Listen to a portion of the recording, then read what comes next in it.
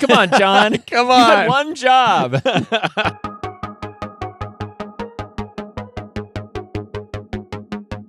hello, everyone, and welcome to the Bible Geeks podcast. This is episode 218. I'm Brian Sheely. I'm Ryan Joy. And thanks so much, everyone, for tuning in. We are back on the heels of our Getting to Square One little mini-series that we were doing. We're going to continue in our Bible Geeks AV Club. The Chosen, Season 1, Episode 7, Invitations. So that's right. We are in Season 1, Episode 7 of The Chosen. And I don't know, does this seem fitting after the conversations we've been having about evangelism? I feel like it does. Yeah, you busted out something from the Nicodemus conversation last time. I was in wondering the if you questions noticed of that. Jesus. Oh, yeah. No, that was cool. And these episodes are so in line with the conversations around evangelism and making disciples as Jesus keeps calling new followers to himself. So thinking about this episode, let's get into an icebreaker question here. And the question is, growing up, Ryan, did you tend to pick truth or dare, and why? Really, there's some risky stuff going on here in this episode, Invitations. So were you a truth or a dare kind of kid? Yeah, I agree with Jesus in this, said something like, I am used to risk or something like that, or I'm not uncomfortable with risk.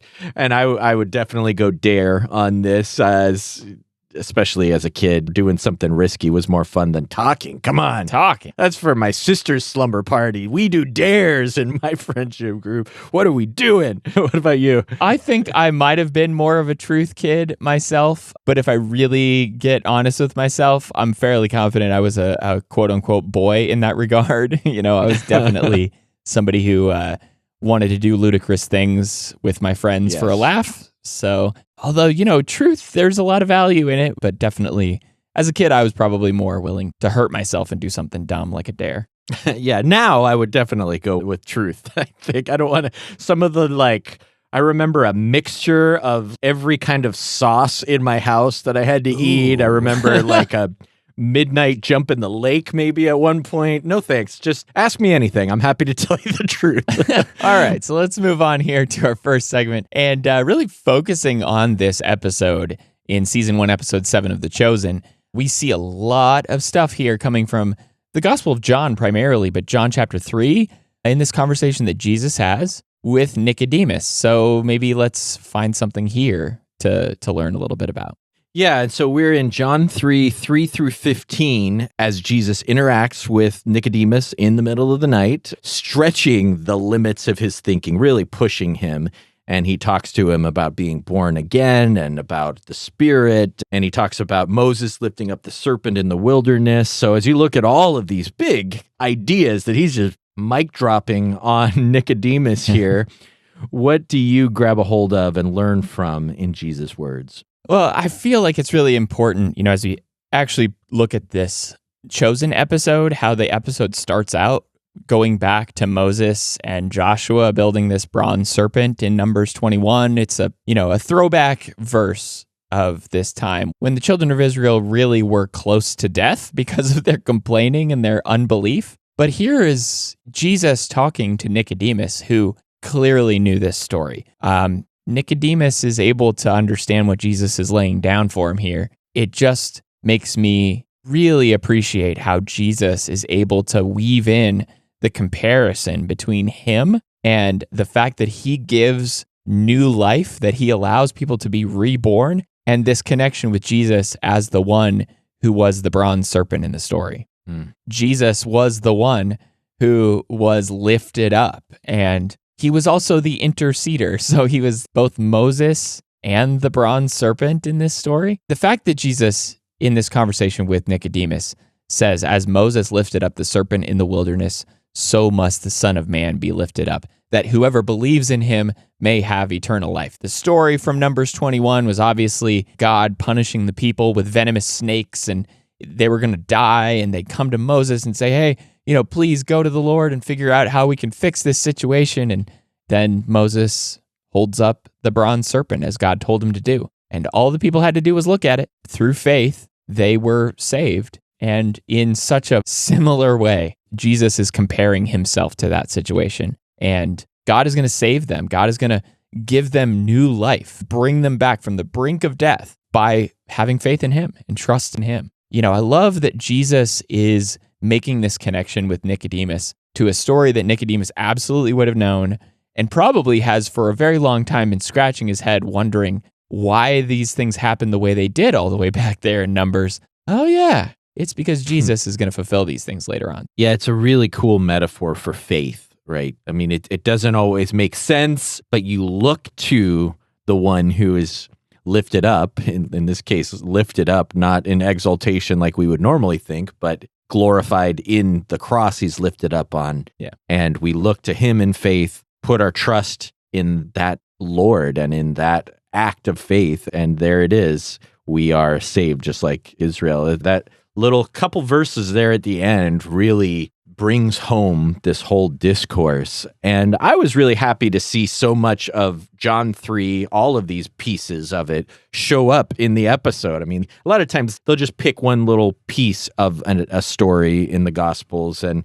he might say one statement, but there's a lot of that discourse fleshed out in the episode. And I was really glad that they talked about the need for a new birth, like you talked about, a birth of water and the Spirit. That's something that people need to know, that as you put your trust in Jesus, that you need to be born again. And the place of that birth is water through the Spirit. And Peter will later tell people to be baptized for the remission of their sins and receive the gift of the Holy Spirit, water and the Spirit. And this is a birth that is both new. It's a new birth. You're born again. If you look at the way the language is, it's a birth from above. It's a birth that is empowered from God. The Spirit of God is the source of this recreation. God, Jesus, and his Spirit. Paul talks about, Jesus says here, that which is born of the flesh is flesh, and that which is born of the Spirit is spirit. And I think that makes a little more sense, as Paul could be commenting on this in Titus 3 almost, whenever he says,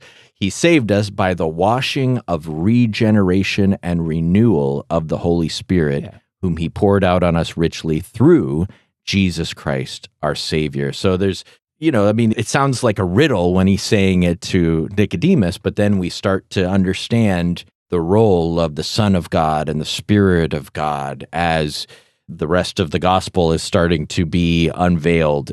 If we're paying attention, we can see the Spirit of God at work in Jesus and his work, his resurrection, his miracles, and then we can see that fruit of the Spirit in those that he converts, the effect that God has on a life. We don't see the wind, but we can tell when it's active, as Jesus compares it there. Yeah, but if you don't understand what I'm talking about with wind, you're not going to understand about the spiritual things. So we're back to Analogy Land. Analogy Land. Welcome back. We need theme music for Analogy Land for sure. Definitely. All right, so that was our Jesus Said segment looking at John chapter 3. Let's move on to the meat of this conversation, and that is Here's the Story. Here's the story. So we are going to look at the story here of this chosen episode, Season 1, Episode 7, titled Invitations. Up to this point, we've been following Jesus around, watching his response to people and people's response to him. Now we're finding this story of Nicodemus that we've been watching since Episode 1 kind of come to this high point where finally Nicodemus gets to meet the man he's been searching for. His other disciples, they're starting to build their faith.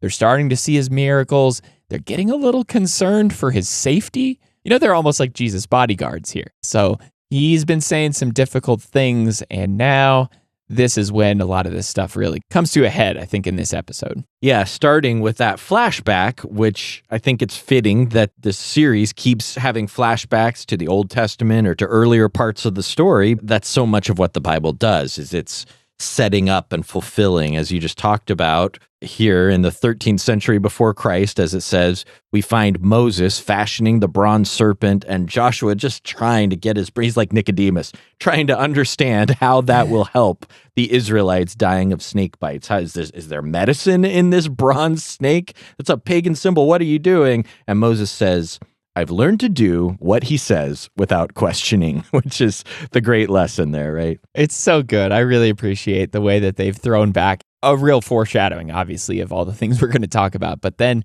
we turn to a story here that we haven't really seen a lot with Matthew and his mother, also with Jesus and his disciples. But this is looking to Matthew. He's in a difficult spot. I love Matthew so much. We love Matthew here on this show. We've been talking about Matthew so often. And as a tax collector, his parents really want nothing to do with him. He talks to his mom and asks sincerely, my whole world, everything I thought I knew, what if it's wrong? Because we've seen Matthew up to this point watching Jesus from a distance, seeing these amazing, miraculous things, and the laws of nature are being put aside so that Jesus can accomplish the things that he wants to do. I find it interesting here that we see Matthew calling his mom Ema, and then instead of, being able to call her that, he corrects himself and calls her by her actual name. Kind of a nod to like the difficulty that Matthew is having in his family and the disconnection that he's probably feeling at this point. We also see sort of a shift in that story back to Mary, who's apologizing to Jesus for bringing the paralytic to the roof and disturbing his teaching. That's sort of the things we saw in the last episode in season 1, episode 6. And Jesus reassures her that, they would have found a way to come to him even if she hadn't helped. So she tells Jesus also that Nicodemus is searching for him and wanting to meet with him. So Mary's playing a big part in getting all this stuff going. And that leads to the meeting between Jesus and Nicodemus in the night. Like a superhero, Jesus puts on this big black cowl and coat to secretly meet Nicodemus on the rooftop in the night. There's very Princess Bride in this story, for sure. Yeah, that was cool. And Nicodemus struggles to understand as Jesus is pulling back the curtain in their conversation on this different kind of kingdom and the different kind of deliverance that Israel needs. I really like that he talks about sin there because, it's easy to miss that that's what this story is ultimately about, is Jesus taking that away. He says that is the real problem. That is the death that needs to be dealt with. And he talks about that bronze serpent pole and whoever looked on it in faith being saved. And then something that we don't find in the Gospels, kind of a cool moment, seeing Nicodemus bow down and kiss his hand. And he quotes Psalm 2:12, kiss the Son.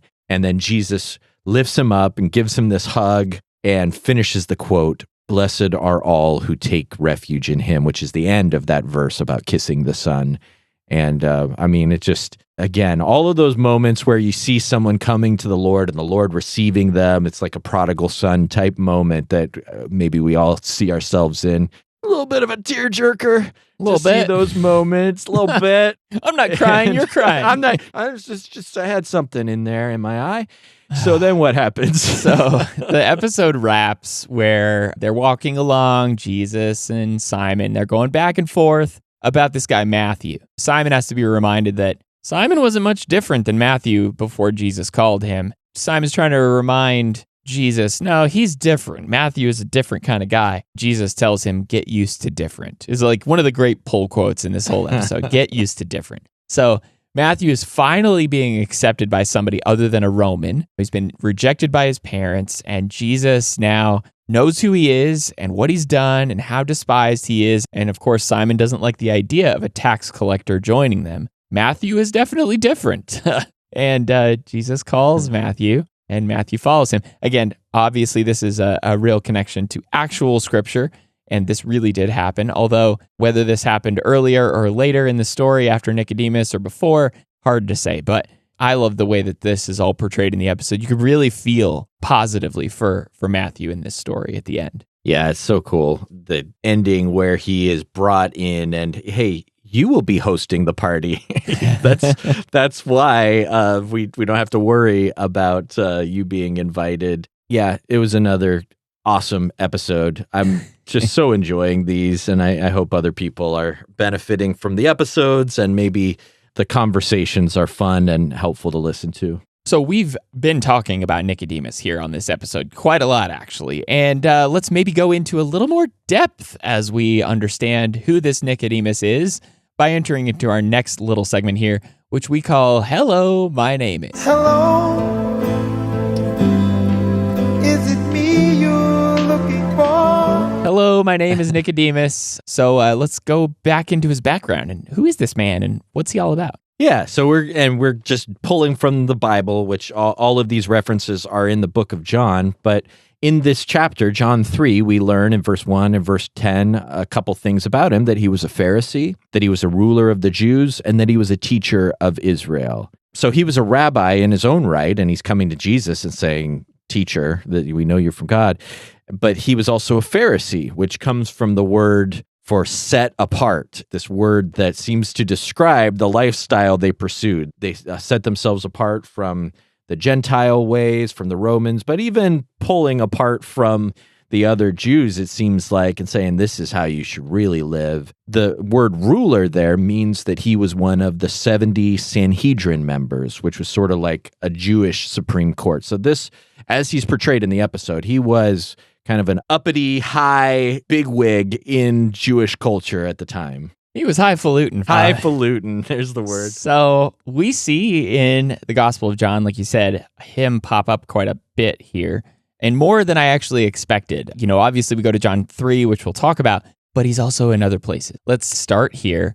As he meets Jesus by night, we know the things that he says here are really powerful, but again, he meets Jesus by night. What do we learn about that? Like, what do we learn about this man, Nicodemus, a teacher, a Pharisee, a ruler of the Jews, when he's sneaking around? Like, I think Nicodemus is being really careful because he seems to have such a confidence, as maybe we'll talk about in a second, but he seems to have such a confidence in Jesus, but he's still sneaking around. You know, he's hedging his bets. He doesn't want to rock the boat before he knows for sure. I think that's a really interesting thing about Nicodemus. He's being careful. He's being cautious. He's got a lot to lose. There's a lot at stake.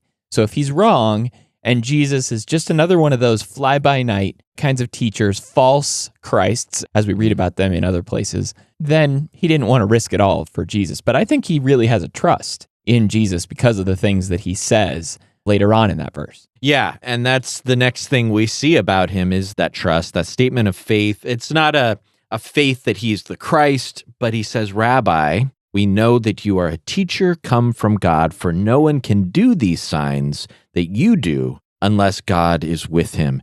And it kind of gives you this sense of all of the conversations that are constantly happening about Jesus. Like Jesus' question to Peter, "Who do people say that I am?" Well, you're a prophet, you're a great teacher, you're all these things. And we can see, you know, he doesn't say, "I know." He says, "We know that you're a teacher from God." So he's been in the conversation, and he's not with those who think that he's from the devil, you know, as Jesus will be challenged and awful things said about him from that standpoint. To quote something that Peter and Andrew say to Matthew in the previous episode, like, if you don't believe yourself, why would you believe us? He's believing himself that he has seen Jesus is doing great signs, and that is leading to an obvious conclusion that he's from God. But he doesn't know if maybe he's something more than a teacher from God. You know, we have been waiting for this Messiah. Is there any chance that there's something more happening here? And he's not there, but he's asking questions, and that's a good place to be. Well, asking questions is powerful because that's where he goes on to next. In John 3, verses 4 and verse 9, Jesus is having some really difficult things thrown Nicodemus's way, and he's challenging him with some very powerful language. Nicodemus doesn't get it. He says, "How can a man be born when he is old? Can he enter a second time into his mother's womb and be born?" He doesn't get it. And I think, you know, it just really shows us how the Jews had a long-standing physical view, a literal way of handling all their dealings with the Lord. Everything that they did, everything that they practiced was all very, very physical, all very tithing, very specific things, going to the temple, doing this and doing that. Like, it's all good. It's all commanded by God. But I don't know that they were used to getting into the deeper kinds of ways of seeing things. I think when Jesus started sharing some of these truths, that it just blew their minds because they weren't used to thinking about things in this non-physical, non-literal way. And so I kind of give Nicodemus a pass just because of the fact that, like, in the context of where he was, I don't think he was used to being challenged in this kind of way. Like, yeah, 2,000 years later, we look back to Jesus' questions and his teachings. We're like, yeah, Jesus is teaching a deeper lesson here. But I don't know that they always knew that. Well, and as soon as you, like, this is the bait and switcheroo of the Bible is as soon as you start judging Nicodemus, then you, wait a minute. I remember when I was doing that. Maybe I'm doing that right now. Wait a second. And so, yeah, you have to acknowledge there is a journey to Christ, and we really don't see the conclusion of this interaction. I mean, Jesus gives this amazing statement in verses 3 through 15, maybe all the way through verse 21. He talks about who he is and challenges him, and then we don't hear anything from John about the response of Nicodemus there. It's so unfortunate. Yeah. Come on, John. Come on. You had one job. Well, and so you're like, okay, that had to have been compelling, right? Yeah. But the next time we see Nicodemus, it's in dialogue with the other Pharisees and the other highfalutin people maybe of the Jewish community there in John 7:40 to 52. So this is 4.5 chapters later.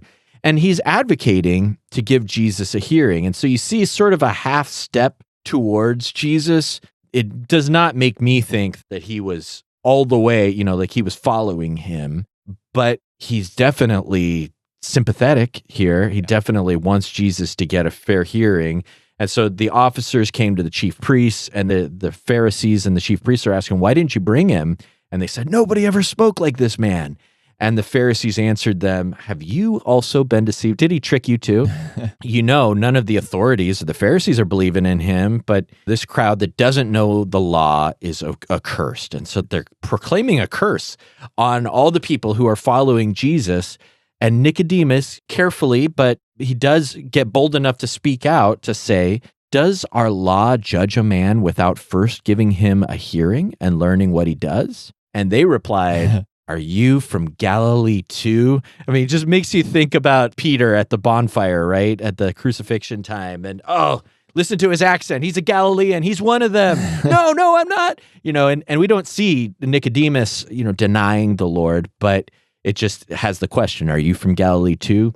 Search and see that no prophet arises from Galilee. Go search the scriptures, go study, and you're going to find that he can't be from Galilee. And so it's another interesting moment where Nicodemus is using his authority to sort of step out, but he's only stepping out so far. I mean, Pilate stepped out to make a statement almost like this too. Like, I think we should let him go. Or, you think of Gamaliel a little later in Acts. Yeah. So you see him trying to figure out how to work with his position, but it's an interesting moment. And Nicodemus here is cited in the middle of the book, and then we find him again later in the book. Exactly. And that's in chapter 19, verses 38 through 42. This is after Jesus dies. And it says that Nicodemus also, who earlier had come to Jesus by night, which I really appreciate because, that somebody, if it was just like Nicodemus, they'd have been like, is it that Nicodemus? Oh, probably not that Nicodemus. Oh, it's a different Nicodemus. No,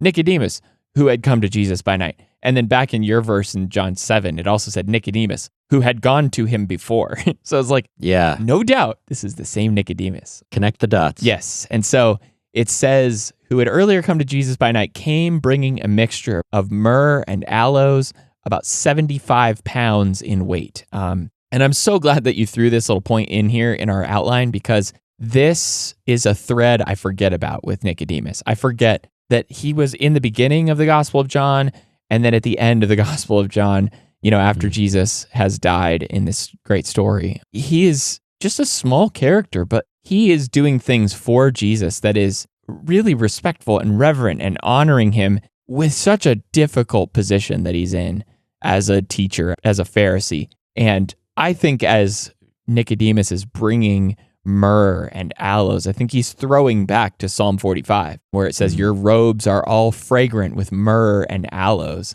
From ivory palaces, stringed instruments make you glad. Like, he's pointing back that I think Jesus is the king. I think Jesus is the one who deserves this kind of honor, and which is why he brings these really symbolic things to Jesus in his funeral. It was just such an interesting place where we see Nicodemus pop up. Like, he's there. He's on the periphery. He's watching these things.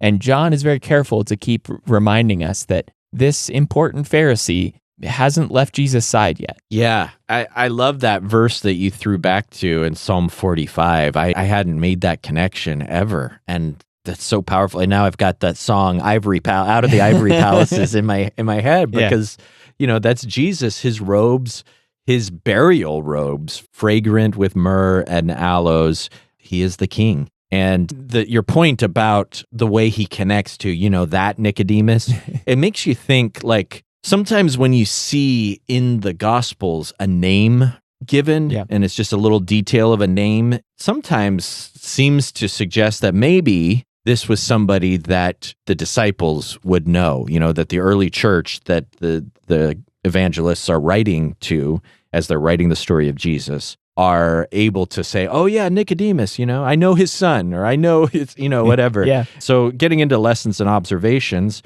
what can we learn from his story, good or bad? I mean, to be on the periphery of Jesus' story or to be a true disciple, I think that's really my lesson here. It's like Nicodemus was not Peter. He was not John. He was not any one of the disciples who followed Jesus around all the time. But Nicodemus was on the periphery. He was watching. I don't know. John doesn't do anything for us here, like telling us the end of Nicodemus' story. Like, he really needs to learn a lesson from Paul Harvey here. But like, I would love to think that Nicodemus' faith just exploded after the resurrection. For somebody who has been really invested in Jesus at a distance, I would like to think that Nicodemus stopped riding the fence and actually did something courageous and followed Jesus after all of this stuff. But again, we know that a lot of the Pharisees, out of fear of being kicked out of the synagogue and everything else they were so used to in their life, I know that there were so many who didn't turn to the Lord. So it's hard to say, obviously it's just speculation, but like, just such a question for me about like, am I a Nicodemus who's just kind of watching from a distance, or am I really invested, giving my all and putting things out there for Jesus and, having skin in the game, I guess. More analogies, but Yeah, and it's a hallmark of all of the Gospels that they keep showing us these different ways that people are responding to Jesus. Sure. And like you say, we find ourselves in this and we keep noticing, okay, some people are doing this, some people are doing that. And it's not this or that. It's a whole spectrum of responses. And I like the way you talk about it, like on the periphery or riding the fence. You can't be a top secret Christian, ultimately. For sure. And I see some lessons about transparency and openness and sharing our faith, which we have been talking about in some ways in our Getting to Square One episodes. And I've got another analogy land for you here. A few years back, there was a player that got drafted from my favorite college team. And after going to the podium, and he, shook the hand with the NFL commissioner, he opened his suit coat, and you could see Brutus the Buckeye, the mascot of Ohio State, in the inner lining. And so he looked like a normal, fancy gray suit from the outside, but he could show you his true colors if he wanted to. He could just, if it was safe, it wasn't like decked out in red. It was, I've got a little something here that I can open up to. That I did that, and I see Nicodemus doing that throughout his life. And this chosen version of Jesus even acknowledges to Nicodemus, like we said, he has a lot to lose. But as he says in the show, you have a lot more to gain if you just commit to following me. And based on what we know from the account in John 3, maybe, like we said, he didn't bow down and kiss the Son at that point. He certainly didn't leave everything and leave his place in the Sanhedrin and follow Jesus as Jesus invited him to. And he seems kind of stuck, even in his questions. Yeah. There's a stuckness, like if he can't understand earthly things, like you said in our last episode, if you can't understand these earthly things, how can I tell you about heavenly things? And so his sympathies to Jesus aren't going away, but I think the big moment where maybe we start to see him leaning in is that lavish gift that you talked about of the myrrh and the aloes. And that seems to be a step towards honoring Jesus as the king, as the Messiah. I don't know what 65 pounds of spices look like. I mean, just imagine that. 65 pounds of, that's like, one of my kids worth of weight in like the most expensive spices. Wow. Jesus was born, he had the myrrh, and now here he is. As he's being buried, there is a burial fit for a king. And, that might be what Nicodemus and Joseph of Arimathea were seeking to do for the crucified Lord. And you just think about them mourning Jesus. You wonder about how much regret he felt at not stepping out in faith more because he's thinking the movement's over or something. I mean, who knows the rest of his story? But for me, I don't want to wait and regret keeping some of my faith tucked in my pockets for fear of offending somebody or alienating somebody by my zeal. I want to hold that hope openly. This goes so well with what we've been talking about. We want people to be able to ask us about the hope within us. And in that way, may we wear our hearts on our sleeve and be visible from the inside out. Unlike Nicodemus so often, let's not just go to Jesus by night. Let's show up every day, speaking the news, proclaiming the excellencies of Jesus. I would like to think that we were thoughtful enough about this episode and the previous conversations we've had in our Getting to Square One series, but we were not. I'm now realizing how well these things fit together, it's like, wow. I don't think I could have timed, this whole conversation any better with what we've been talking about. It just fits so perfectly. So let's move on to our last segment here on the episode, and that is our reach out question. Reach out and touch someone. So our question for each other on this episode is, what's one area you've needed to get used to different as a disciple? Just with this whole conversation Jesus has about Matthew, with Simon, get used to different. What's one area you've needed to figure that out in? Yeah, that's so great because that is, following Jesus, everything gets turned upside down. And I think that one thing that comes to mind for me is just learning and then relearning 3 steps forward, 2 steps back, to put others ahead of yourself, to as Paul says in 1 Corinthians 13, love does not insist on its own way, to be a servant. I have a friend who is earlier in his marriage that, I've had some good conversations with, and I see in him some of the growth and the growing pains that I had to go through in the past, which, believe me, I am still having growing pains and have miles to go before we sleep. Not that I have already accomplished. Yes, but I press on. And, I just see this maturing where you learn to give up the things you love. And that sounds sad, but there is a beauty to it where you learn to give up some of the things that were central to your life and just make your life about other people. You take responsibility for, especially having a family, for other people come before me. And Dad doesn't get to have everything that he used to have. It's just not like that. You live a life where you are tired and sacrificial, and you are constantly finding ways to build others up, to invest in creating oneness in your marriage. And that's just the lesson from Christ. You have to get used to different, that you're not going to have the life you used to have in so many ways. But that's one way, is just learning to lift others up and to be sacrificial. I feel like that's one of the hardest things, right? It's like, and it's dealt with so often in Scripture about, loving people and what that leads you to do, and how that sacrificial nature of our love for each other changes the game with how we approach people. And I really appreciate that. I think as a disciple looking out into the world does not operate that way. The world is not focused on other people the way that we should be. Very selfish, very self-centered. All about me, all about my comfort, my happiness. And I remember something that Adrian said on a previous episode. What did she say? Something like parenting is death, or like, yeah.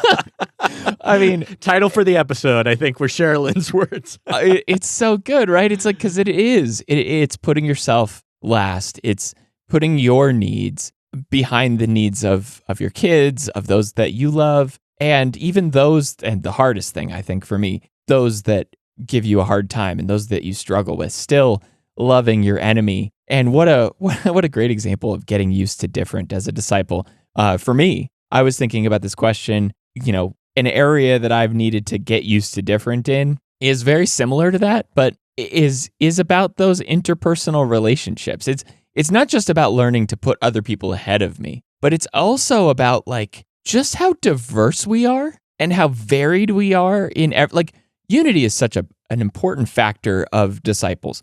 We are all united. We all have the same king. we all do things so very similarly in so many ways, but we are very opinionated and we are very, diverse in the community of the church. And it is so important for me to just accept that, to get used to different people. Christians are different. We are just, for better or for worse. Peculiar people. We are a peculiar people, dealing with each other's foibles, learning to let things go, learning to work things out and talk about things that are uncomfortable or we may not want to talk about. Jesus could have united a whole group of people that were autonomous copies of each other, clones or whatever, all doing the same things, all thinking the same things, wearing the same things. That's just not who we are. Praise God. And every church has a character. Every group of people, small group of people, has their own personality. And I just really appreciate how Jesus in this chosen episode